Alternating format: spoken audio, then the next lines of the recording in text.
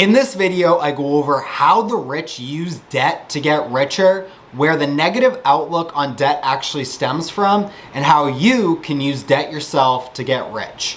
Oh, and I also introduced my super rich friend from Nantucket and some extremely lucrative investments he makes in lemonade stands. Make sure you go ahead and hit that subscribe button, and I hope you enjoy.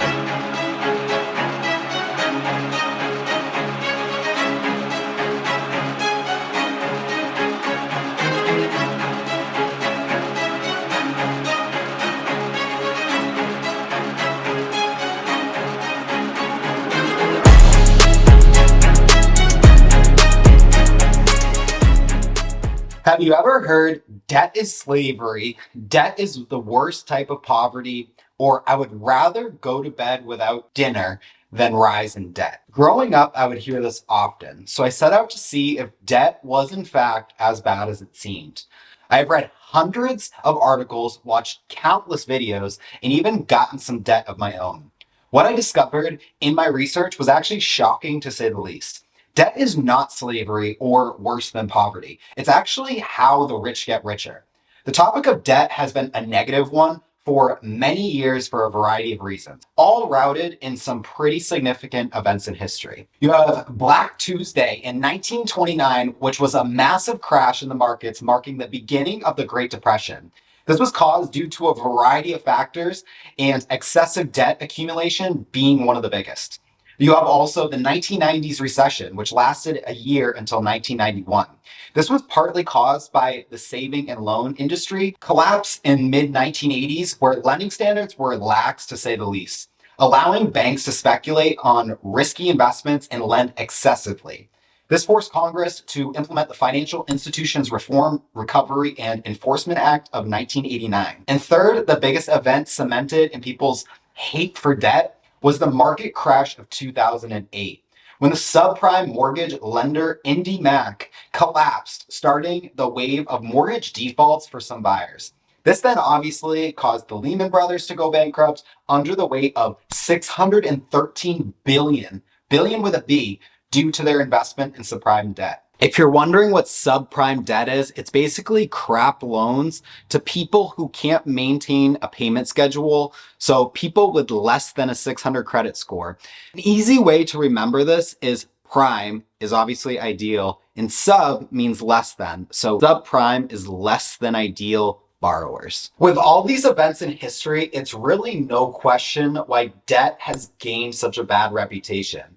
If you can look past this, debt is actually a really great tool if used properly.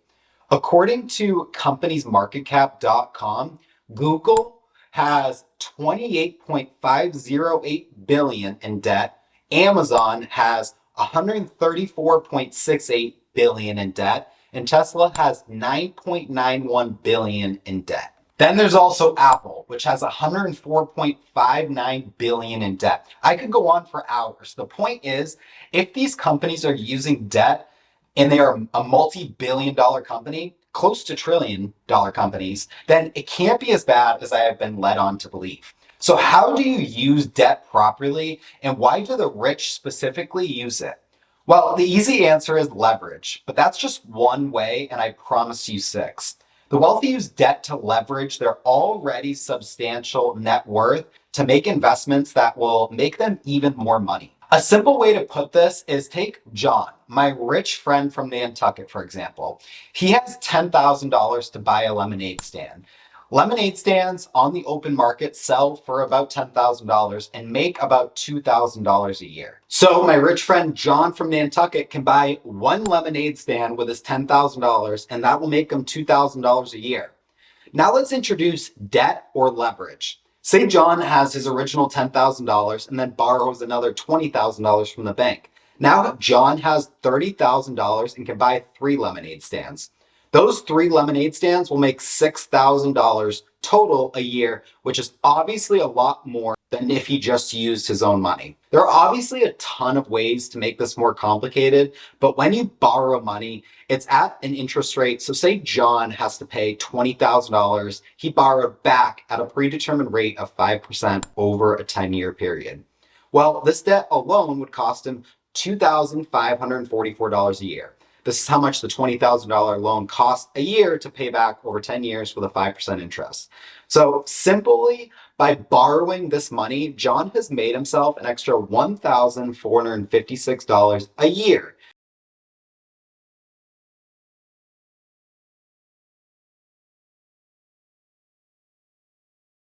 But as you can see, if you are rich, then this can be the difference maker of a couple extra $1,000,000. If you add some zeros to my scenario and are buying big businesses like Twitter instead of lemonade stands, you can see how this will amplify significantly.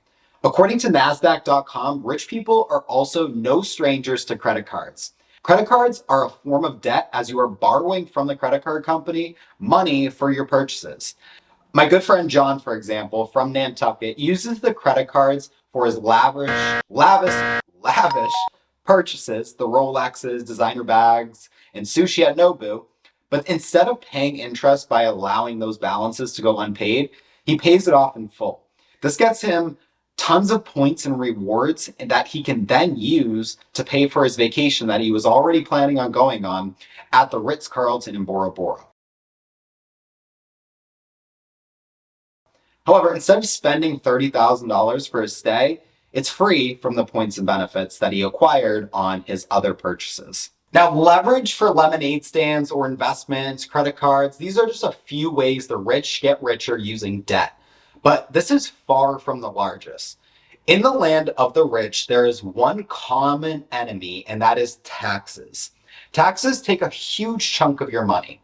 If you live in California and are considered rich, then you are also considered the highest tax person in the US, with a 49.3% of your income going towards taxes. So where does debt come in this scenario? Well, loans are non-taxable. So when you borrow against your assets, this is considered a non-taxable event. This is why you see Mark Zuckerberg with a salary of $1 per year, Elon Musk with a salary of $0 per year, and Jeff Bezos with a salary of $81,840 per year. Income's the highest tax source of money that there is.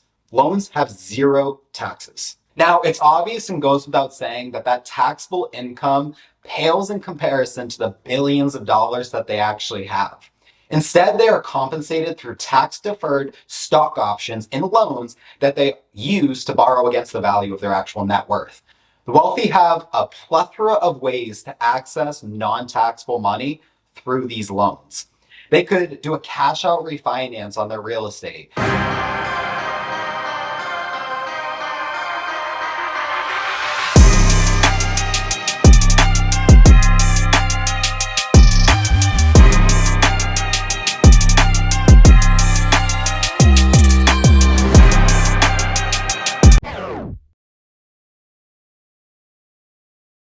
Utilize margin to borrow against their stock portfolio. They could take out a loan against their insurance policy, acquire a bank loan using a portion of their assets as collateral.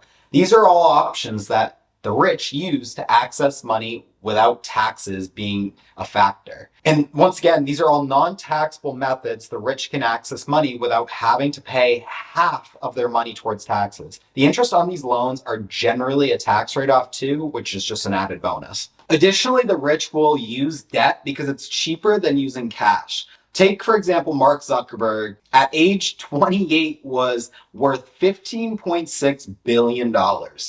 He took out a 30-year adjustable rate loan at 1.05% interest rate to buy his Palo Alto home close to the Facebook headquarters. With his net worth, he could buy a dozen of these and it wouldn't even faze him a bit. So why did he choose to take out this loan? The reason is because the money is cheaper to borrow. At a 1% interest rate, his money is better invested in Facebook or an alternative asset where he can make 10, 20, even 30% on his money. Versus if he took this money out of these other investments to buy the house, he would theoretically be losing 29% just in opportunity costs. The 30% that he is making currently with Facebook minus the 1%, if what he's going to be paying with this bank loan, that's a 29% opportunity cost. That's crazy. The rich get richer with debt because they also get better lending terms compared to you and I. Who wouldn't want to lend to Mark Zuckerberg or Elon Musk?